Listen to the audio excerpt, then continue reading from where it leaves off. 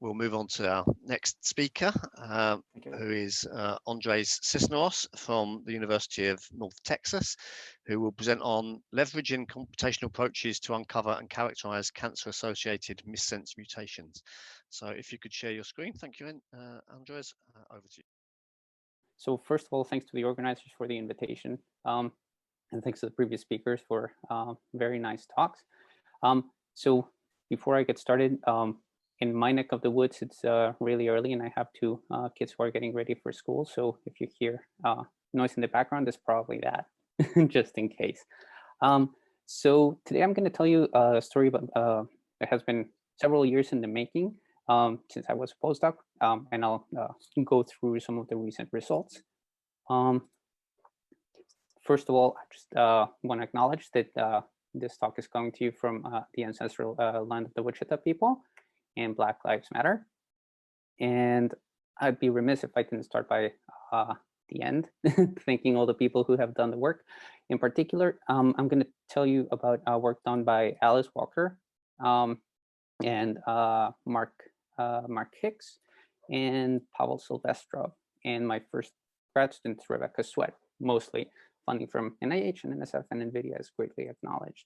Okay, so one of the things that my lab has been working on is development of methods, in particular QMMM. But in our applications of those methods, especially for DNA repair and DNA modification, we got interested in bioinformatics. So I'll tell you how that came about.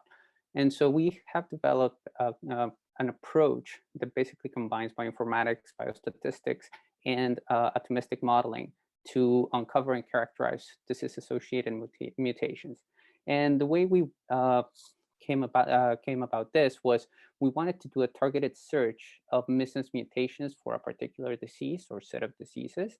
We combined that with statistical analysis, so basically logistic regression, haplotype analysis, and stuff like that on gigabyte to terabyte genomic databases. And once we have mined those databases and pulled out the SNPs, we can go on and identify the statistically associated SNPs with the phenotype that we're interested in, and then we can perform atomistic simulations, be it molecular dynamics or, if we can, QMMM. For the examples that I will show you today, we will just concentrate on MD simulations. Okay, so the story really began when I started as an assistant professor. The first graduate student who joined my group, Rebecca Sweat, was interested in genetics. And so I posed this idea to her. We've been working on DNA polymerases, and we have predicted some residues that are catalytically relevant, but do not kill the enzyme if you mutate them. So what happens if these residues are associated with some disease, say cancer? Would we be able to pick them out? So what she thought up was a method where she downloaded several data sets from the database of genotypes and phenotypes, dbGaP. So we had to get a project approved by NIH. So that was 12 genome-wide association studies.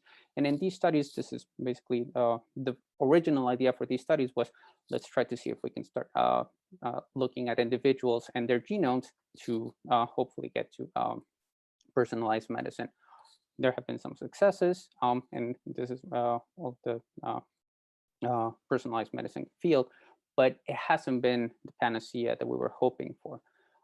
What we've been able to do was use the data generated in these GWASs and do a focus search. Once we called that method hypothesis-driven SNP search, or hidden SNPs.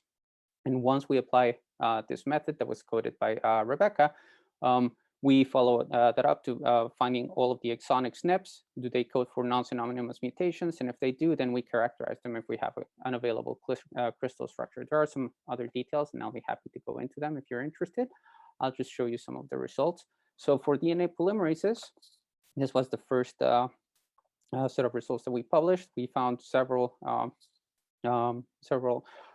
missense mutations on 4 different cancer phenotypes. So we studied melanoma, breast, pancreas, and prostate cancer.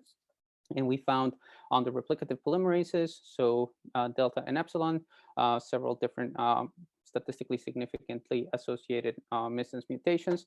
Pol lambda, which is an X family polymerase involved in DNA repair. We found two SNPs, which actually, if you combine them, the haplotype is even more powerful. But we focused on this R438W, and we predicted that the reason for the association might be an effect on the fidelity of Pol lambda. I don't have time to go too much into the details, but 2 years later, after we published that paper, Joanne Swayze published this paper after we met at a conference, where she confirmed that R438W is indeed a risk factor for estrogen-driven breast cancer. So that was kind of a nice feather. The two other examples that I will tell you about are one on a different DNA repair enzyme and another one on a DNA modification enzyme. So the first example is on ALK-B, or a human homolog of ALK-B. So the ALK-B family of enzymes are in charge of dealkylating damaged nucleobases by a direct mechanism. To me, this is a really interesting family of enzymes because, pardon me, sorry, I still have to learn how to use the the pointer. It has the non-heme iron in the active site, and so it's an oxidase. It catalyzes an oxidative reaction with the aid of alpha-ketoglutarate and molecular oxygen as the cofactors. It can act on a variety of different substrates depending on the homolog. They all have a conserved active site motif, and there are basically 10 enzymes in this subfamily. So ALK-B, which is the title enzyme, and 9 human homologs, ALK-BH1 through 8, and FTO. So one of the questions we wanted to ask about this particular family was, are there any SNPs on ALK-B enzymes that are correlated in a statistically significant manner to prostate cancer? So Pavel did all of the statistical analysis and found that there's one particular mutation on ALK-BH7 that codes for an exonic missense mutation that gives rise to the R191Q variant on ALK-BH7, and that SNP is RS7540. This prostate cancer associated SNP is for individuals that harbor this mutation. They have a threefold increase or likelihood increase or risk increase in developing prostate cancer. So our particular question was, is there an impact on the actual structure and or function of the protein because of this missense mutation? And so the first thing we looked at was obviously the crystal structure, and we found that arginine 191 is about 22 angstroms away from the active site. And now the question is, does this really have any bearing on the activity or the structure or the dynamics? And so what we did was a series of molecular dynamic simulations using AMBER and the AMBER force field. So this, in aggregate, I think we ran something like 4 microseconds on the different variants and combinations of co-substrates and co-products. Long story short, what we found is in the wild type structure, which is the very light gray structure that is overlaid on the yellow variant, cancer variant, in the wild type you have arginine 191 that forms a network of hydrogen bonds with aspartate 182 and a couple of other residues right here, and so that keeps this loop close to the enzyme.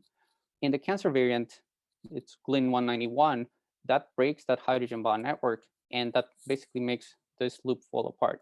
The overall RMSD of the entire crystal structure of the variant compared to the wild type is not that different. It's around 2 angstroms or less. However, because of this disruption of this hydrogen bond network, this loop actually tugs on 2 beta strands. So this one right here, and then this one right here. And the problem is this beta strand over here is the one that bears one of the histidines that complexes the iron. And so that basically wreaks havoc on the active site. These are just some of the measures as part of the distances of the different histidines and aspartate to glutamate, and to glin, and to arginine. And as you can see, so as a MD simulation progresses, some of the distances between the iron and the coordinating histidines just increases. So Alice was curious about what does that do to the cofactor and or the either the co-substrate or the co-product. So the co-substrate, as I mentioned, is alpha Kg. After the oxidation reaction, the co-product is a succinate and concomitant release of CO2.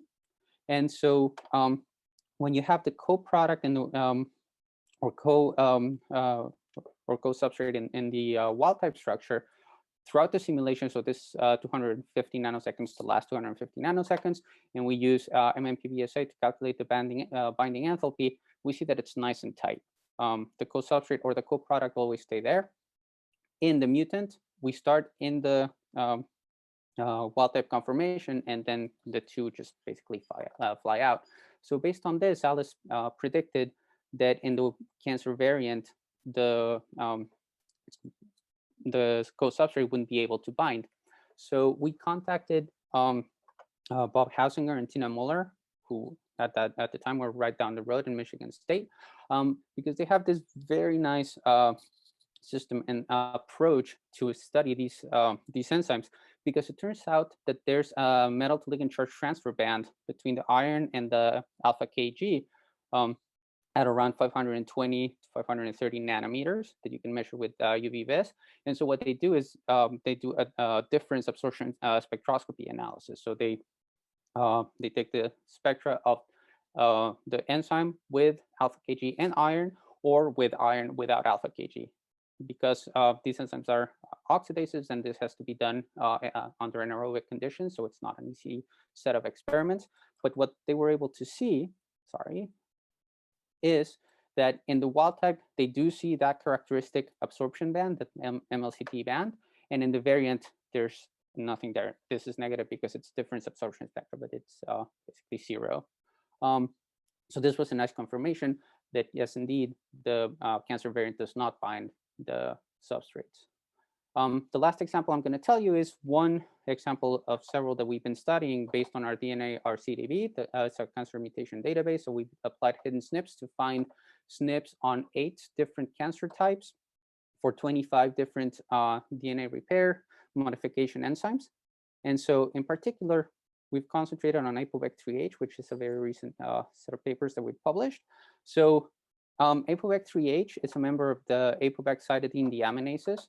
It's an interesting structure because it's an RNA-mediated dimer, and it catalyzes the deamination of cytosine to uridine in single-stranded DNA and mRNA.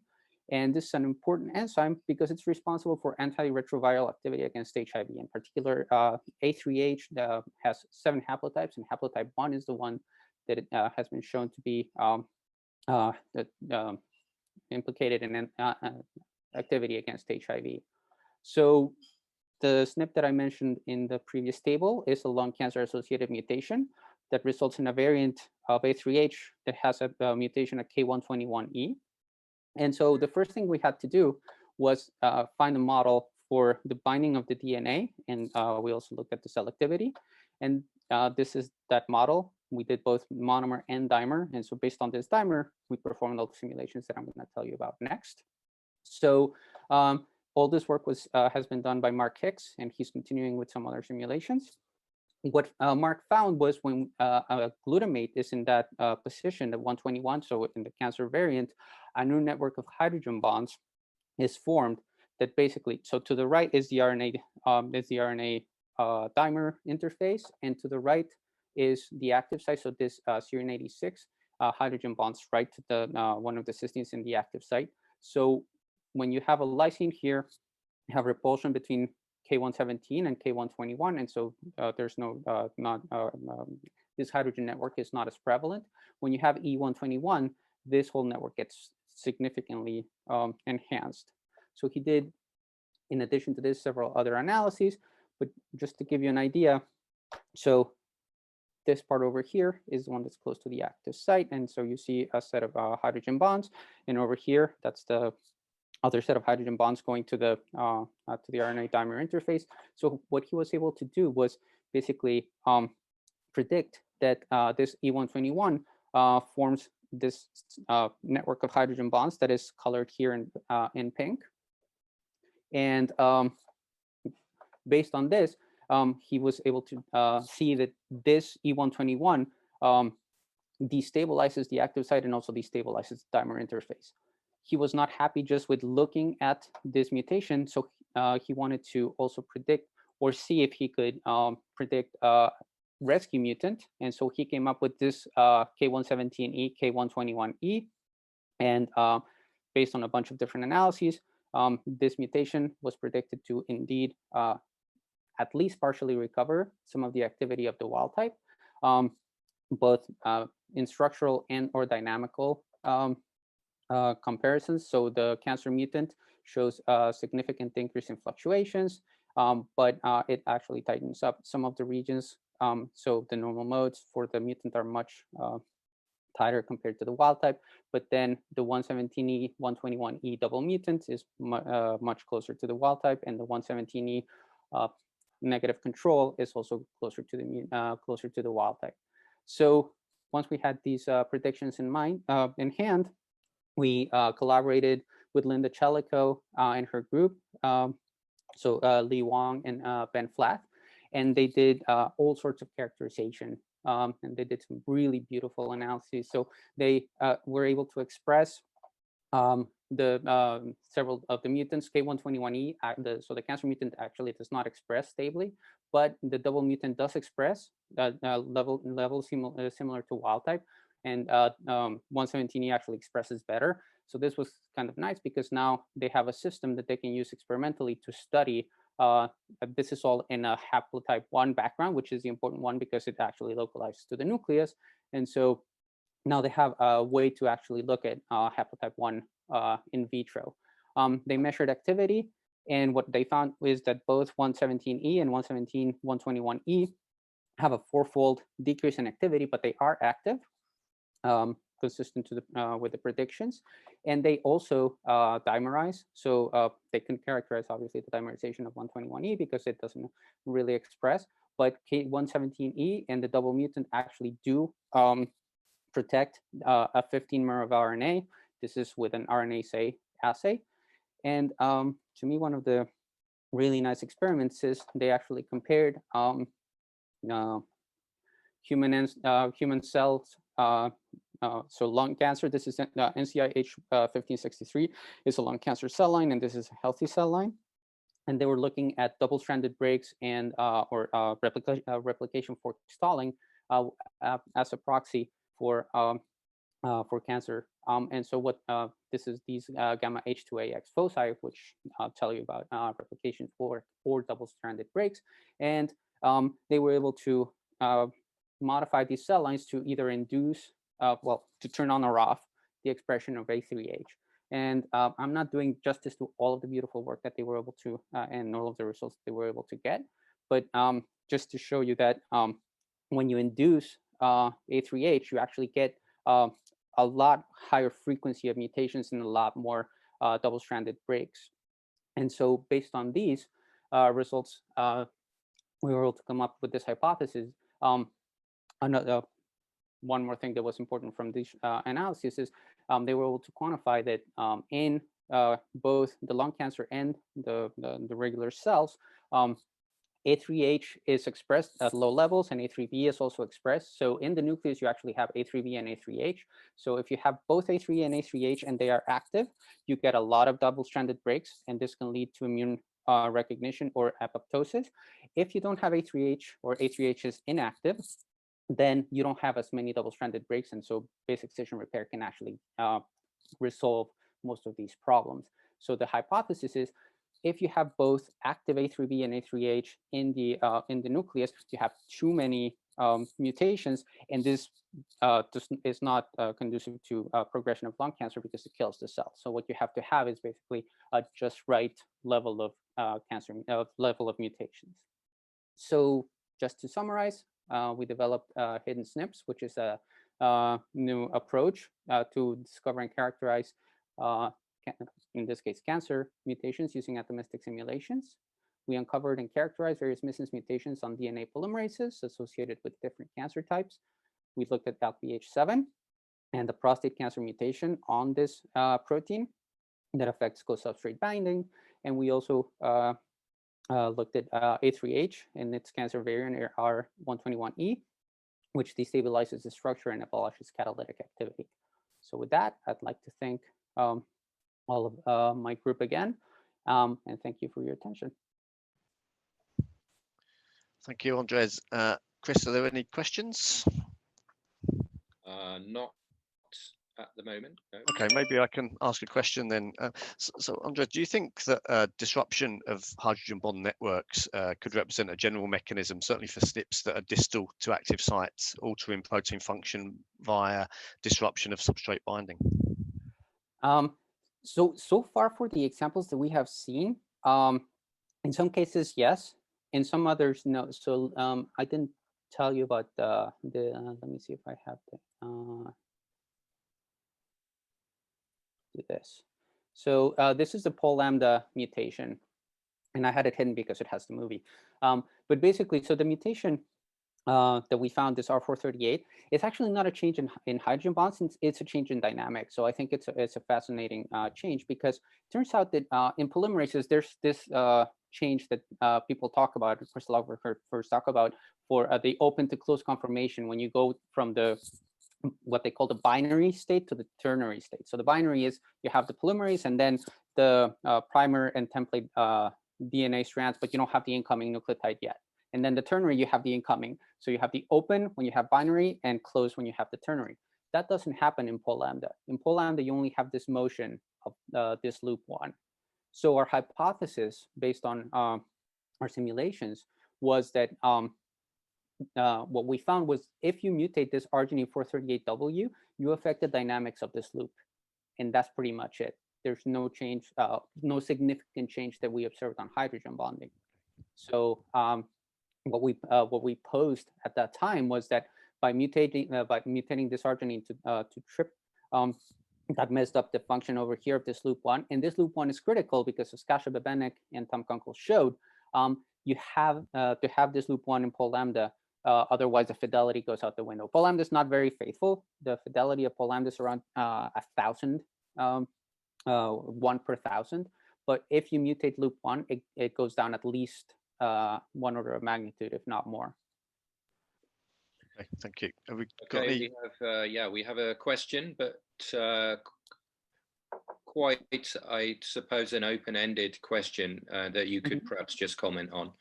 And that is whether MD will help to find a cure for cancer that is more selective than chemotherapy. Wow. Yeah, that is. Feel free to. Yes. So thank you for that question. I guess. Yeah. So I'm not a cancer biologist. I guess play one on TV. No, I'm kidding. But so the I guess my answer, I'm gonna hedge my bets. I've had the privilege of collaborating with several cancer biologists, and many of them have always mentioned that cancer is not one disease, or it's many diseases, and we just agglomerate them into one. And so I think MD is a useful tool to get insights into mechanistic stuff that could be used either for developing diagnostic or maybe therapeutic therapeutic approaches. So I didn't mention it, but Rebecca actually, she just moved to Relay Pharmaceuticals, but now she was at Vertex and she was very successful using molecular dynamics to develop cancer drugs. She actually has three drugs in the clinic right now in phase 1 trials. So it's definitely a useful tool for this, but I don't think, it's a huge team effort, and experiment is king, right? Or queen. Yeah, good answer, I think. Yeah, thank you. So I think we'll need to stop there and finish the session.